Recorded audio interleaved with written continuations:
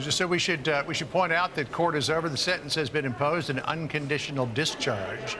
And as we bring in Mark Levin for his commentary on this, Mark, Judge Merchan imposed no jail time, no fine, no punishment that anyone can discern, with the exception that he is now branded Donald Trump with a scarlet letter of a big F on his forehead, that he is a convicted felon.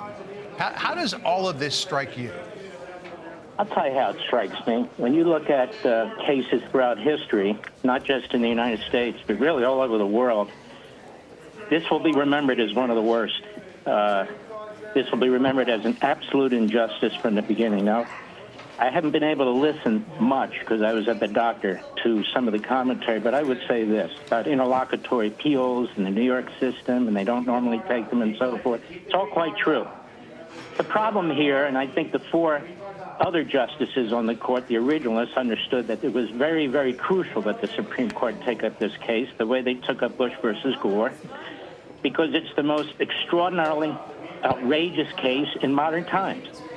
You've got three great lawyers here who are telling you over and over again why that's the case.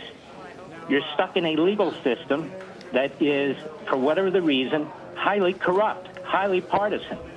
But the Supreme Court had a responsibility to defend the Supreme Court, to defend the federal judiciary, to defend the federal Constitution. You have an elected left-wing, bomb-throwing prosecutor. You have a completely rogue state judge at every step. He orchestrated this thing just as he orchestrated today's abomination. You have four justices who clearly wanted to take up this case.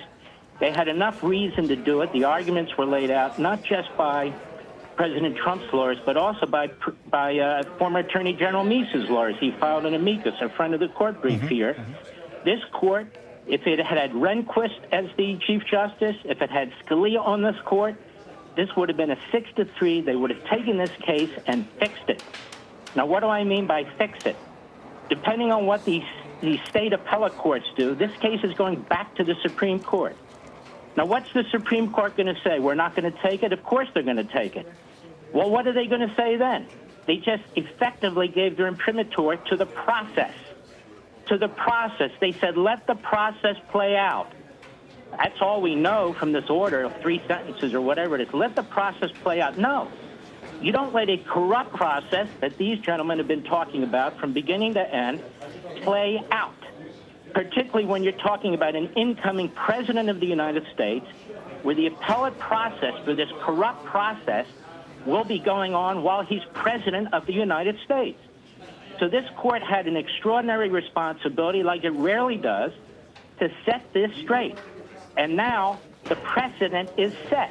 That is that you will be able to drag candidates, maybe for president, some DA, through a corrupt process that has to play out all the way to the end until the Supreme Court's going to look at it. I strongly disagree with what Roberts and Barrett did here, throwing with the three typical hardliners on the left.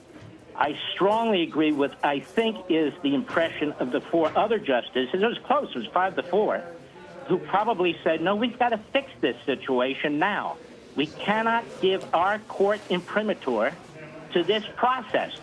So they did not defend the federal judiciary. They did not defend the federal constitutional system. They did not defend themselves. And even when they eventually take up this case, it's far more complicated now for them to explain why they're taking up the case and why, God willing, if the state appellate courts don't, they're going to reverse. I think it's an absolute abomination. Dana, you want to weigh in here? Mark, could I ask you, does this mean that the gag order is now lifted? I'm assuming so because he was allowed to talk. And I'm sure he's got a lot of pent-up thoughts about all of this, but maybe wants to move forward because he's got a lot on his plate as he tries to hit the ground running in 10 days. I don't know what they've done. If I'm the President of the United States, I ignore the gag order. I tell the judge, you go ahead and hold me in contempt if that's what you want to do, and then I will litigate that issue to the end of the earth. He's the President of the United States. He needs to be able to speak freely. That gag order was just part of a long list of unconstitutional acts by this man, and he should violate it. And if the judge doesn't like it, too damn bad. What's he going to do? Send him to prison? Then the Supreme Court will take up the case.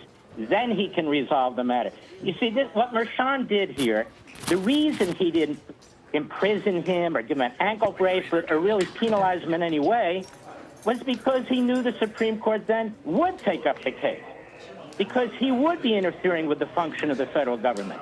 He would be interfering with the office of the presidency. So what does he do? This guy's a schemer. He says, you know what, I'll put I'll put the scarlet letter on, but I'm not going to punish him, quote unquote, because then I will have a problem with the Supreme Court. And just briefly, think about that. So in other words, if he said, I'm going to imprison the president, or he says he's going to get an ankle bracelet, or I'm going to fine him for $500,000, or I'm going to do all these other things, does anybody really doubt that the Supreme Court wouldn't take that up? The Supreme Court would take it up, and it would take it up in part because of a half-century-old 2000 memo by the Department of Justice Office of Legal Counsel. So Merchan says, I'm going to skate this. And with the abomination to me on top of everything else with that short order was they actually cite the fact that really Merchan's not going to punish him as one of the reasons to let it go. They were played. Those 4 justices in the minority, they knew that. They saw that. I'm sure they did. And again, I think a Rehnquist would have seen it. A Scalia would have seen it. They had more reason to take this case than they did Bush versus Gore, and now we're stuck with it. Mark Levin, thank you so much for joining us. We just showed you some video of Todd Blanche, President Trump's lawyer, who has left the courtroom. I'm Steve Ducey. I'm Brian Kilmeade. And I'm Ainsley Earhart. And click here to subscribe to the Fox News YouTube page to catch our hottest interviews and most compelling analysis.